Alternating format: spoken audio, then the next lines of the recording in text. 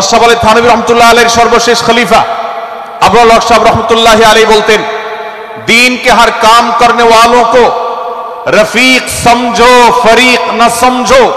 যারাই আল্লাহর দ্বীনকে বুলন্দ করবার জন্য, যারাই আল্লাহর দ্বীনকে সেবা দেওয়ার জন্য, খেদমত করার জন্য কাজ করছে, তার পদ্ধতি তোমার থেকে ভিন্নতর হতে পারে। তাকে তুমি তোমার বন্ধু মনে করো, সহযাত্রী মনে করো, পথযাত্রী মনে করো, সহযোদ্ধা মনে করো, তোমার প্রতিপক্ষ মনে করবে না। প্রিয় ভাইরা আমার, আজ বাংলাদেশে ইসলাম যতটা পিছিয়ে আছে তার প্রধান কারণ হলো আমাদের অনৈক্য। আজ আমরা যদি আমাদের মধ্যকার যে সমস্ত দেয়াল এবং প্রাচীরগুলো, অদৃশ্য প্রাচীরগুলো উঠে আছে, যেগুলো আমাদের মুসলিম ভ্রাতৃত্বকে ভেঙে খান খান করে দিয়েছে, টুকরো টুকরো করে দিয়েছে, যদি আজ আমরা সে সমস্ত অদৃশ্য প্রাচীরগুলো দূরে সরাতে পারতাম, আমার ভিন্ন মতের ভাইকে যদি আমার ভাই মনে করতে পারতাম, তার যদি আমি কল্যাণকামী হতে পারতাম, আল্লাহর কোরআনের ঘোষণা অনুযায়ী এই মুসলমানদের ঐক্যবদ্ধ শক্তিকে দমাবার শক্তি পৃথিবীর কারোর নাই, কারোর নাই, কারোর নাই।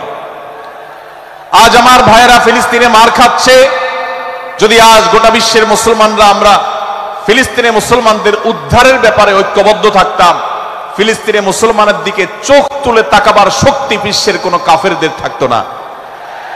আজ যদি আমরা আমাদের মুসলমান নির্যাতিত ভাইদের ব্যাপারে সারা বিশ্বের মুসলমানরা ঐক্যবদ্ধ অবস্থান গ্রহণ করতে পারতাম, মুসলমানের দিকে চোখ তুলে তাকাবার শক্তি বিশ্বের কোনো কারোর থাকতো না।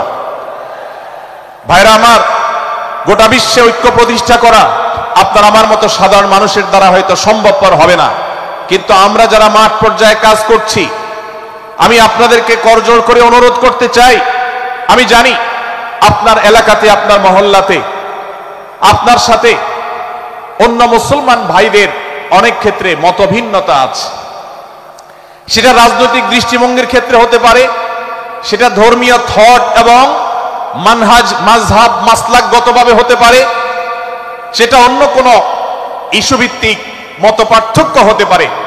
আল্লাহর জন্য, আল্লাহর ওয়াস্তে আল্লাহর ওই আয়াতকে মেনে আমল করার চেষ্টা করি আমরা। আল্লাহ বলেছেন, ওয়া'তাসিমু বিহাবলিল্লাহি জামিআন ওয়া লা তাফাররাকু, তোমরা আল্লাহর রশিকে সবাই ঐক্যবদ্ধভাবে আঁকড়ে করে ধরো, ঐক্যবদ্ধভাবে আল্লাহর রশিকে আঁকড়ে ধরো, তোমরা পরস্পর বিচ্ছিন্ন হয়ে যেও না। আমরা অনেক ফরজের কথা শুনেছি, নামাজ রোজা ফরজ আমরা জানি, বাবা মার প্রতি সদ্ব্যবহার করার ফরজের কথা আমরা জানি, আত্মীয়তার সাথে সুসম্পর্ক, আত্মীয়তার বন্ধন রক্ষার কথা আমরা জানি, ফরজ হওয়ার কথা জানি, কিন্তু মুসলমানদের ঐক্যবদ্ধ থাকতে হবে এই ফরজের কথা আমরা অনেকেই জানি না। ভাইরা আমার, মুসলমানদেরকে আল্লাহ রাব্বুল আলামিন ঐক্যবদ্ধ থাকার নির্দেশ দিয়েছেন। এই ঐক্যটা এর মানে এই নয় যে সবাই এক মতের হয়ে যাবে সব বিষয়ে। বিভিন্ন বিষয়ে আমাদের মধ্যে মতপার্থক্য থাকবে, তারপরে আমরা একে অন্যের সহযোদ্ধা হব, সহযাত্রী হব, আমরা একে অন্যের কল্যাণকামী হব, একে অন্যের ভালো চাইবো। আমার ভিন্ন মতের মুসলমানের কোনো ক্ষতিতে আমি খুশি হব না, তার ক্ষতিতে আমি কষ্ট পাবো, তার সাফল্যকে আমি এনজয় করব, আনন্দিত হব।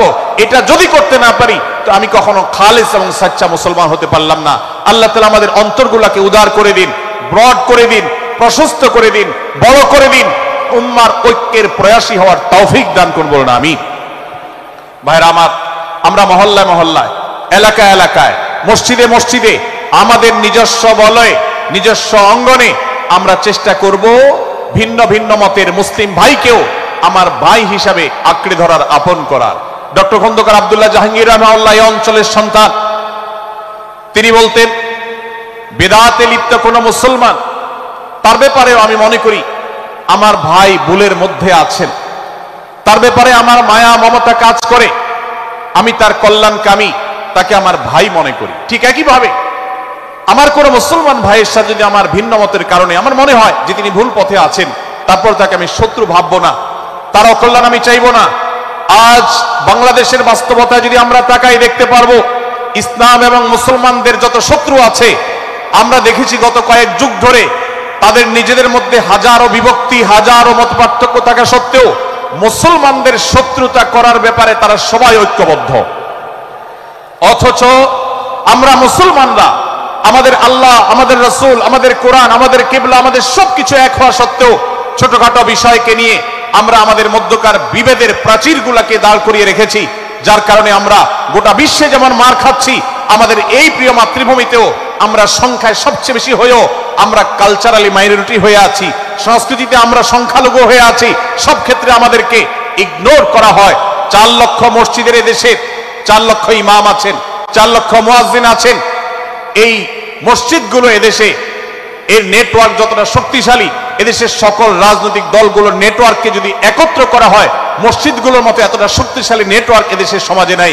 কিন্তু ওলামায়ে কেরামকে ইগনোর করা হয়, মুসলমানদের ইগনোর করা হয়। এদেশের আইনে কোরআন এবং সুন্নাহ এদেশের মুসলমানদের ধ্যান ধারণাকে কখনো বিবেচনায় আনা হয় না। এই যে মুসলমানদের আজ দুরবস্থা, এর অন্যতম প্রধান কারণ হলো আমাদের হাজার হাজার ভাগে বিভক্তি। এই বিভক্তির দেয়ালগুলোকে তুলতে হবে কি হবে না?